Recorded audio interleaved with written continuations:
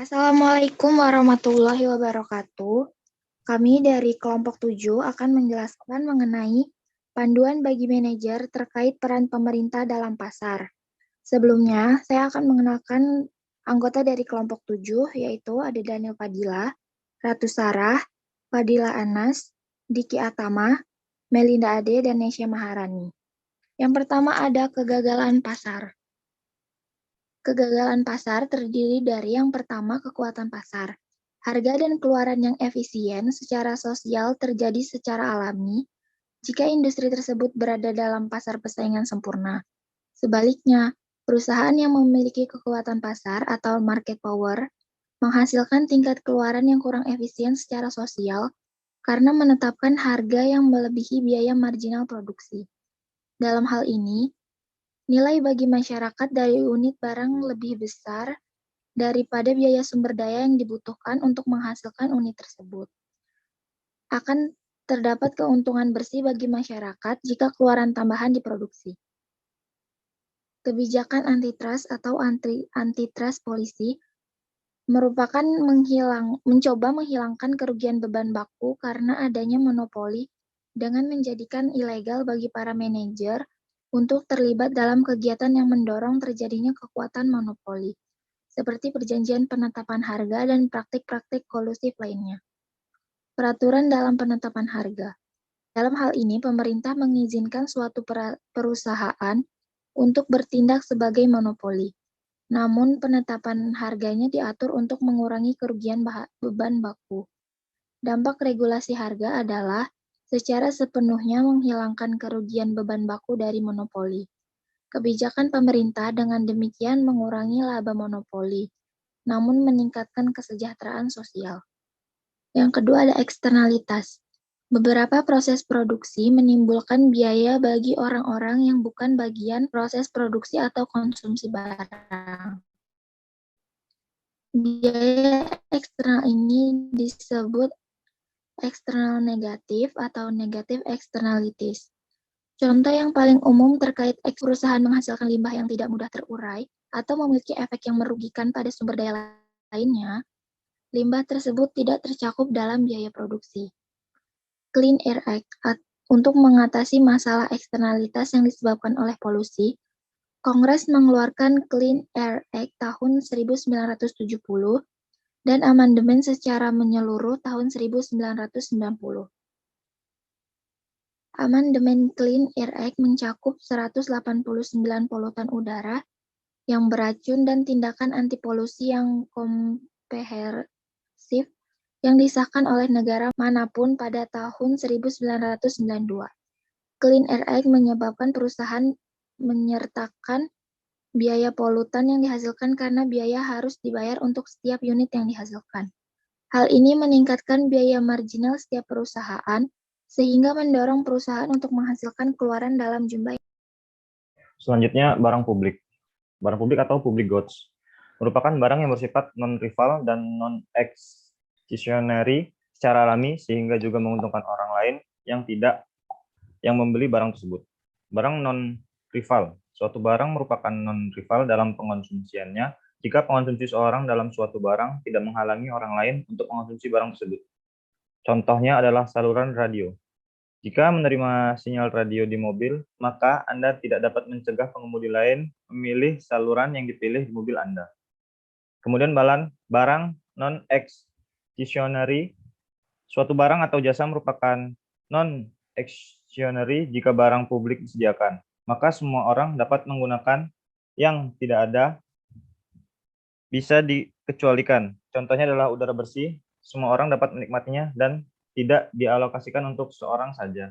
Selanjutnya, informasi yang tidak lengkap. Salah satu penyebab yang lebih berat dari kegagalan pasar adalah informasi asimetris. Situasi di mana beberapa pelaku pasar memiliki informasi yang lebih baik dibandingkan yang lainnya. Adanya informasi asimetris dapat menyebabkan pembeli menolak untuk membeli dari penjual karena takut bahwa penjual bersedia untuk menyingkirkan produk karena bernilai kurang daripada yang mereka bersedia bayarkan.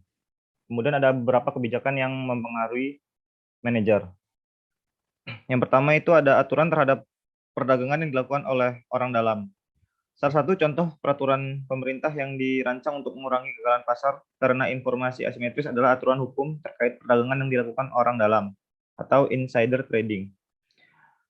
Tujuan hukum tersebut adalah memastikan bahwa informasi asimetris, informasi yang lebih baik dimiliki oleh orang dalam, tidak merusak pasar dengan memengaruhi pihak luar untuk keluar dari pasar.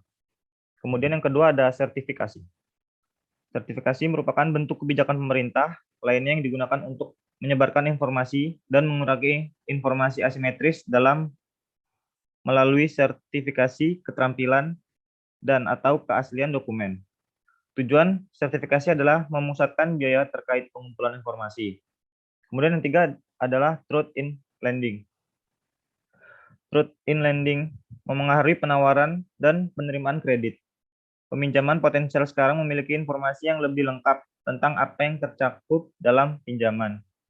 Kemudian yang keempat itu ada kebenaran dalam periklanan. Seringkali perusahaan memiliki informasi yang lebih baik tentang produk mereka daripada konsumen. Keuntungan ini dapat memberikan perusahaan insentif untuk membuat klaim palsu tentang manfaat produk mereka dengan memanfaatkan kekurangan informasi yang dimiliki konsumen. Dalam beberapa kasus, praktik tersebut dapat menyebabkan konsumen beralih dari produk suatu perusahaan terhadap produk pesaing. Dan kemudian terakhir adalah penegakan kontrak. Cara lain yang dilakukan pemerintah untuk memecah permasalahan informasi asimetris adalah melakukan penegakan kontrak. Kontrak ditulis untuk menjaga para pihak dari berperilaku oportunis pada periode akhir permainan. Misalnya atasan Anda menjamin kepada Anda pembayaran atas jasa tenaga kerja pada akhir bulan.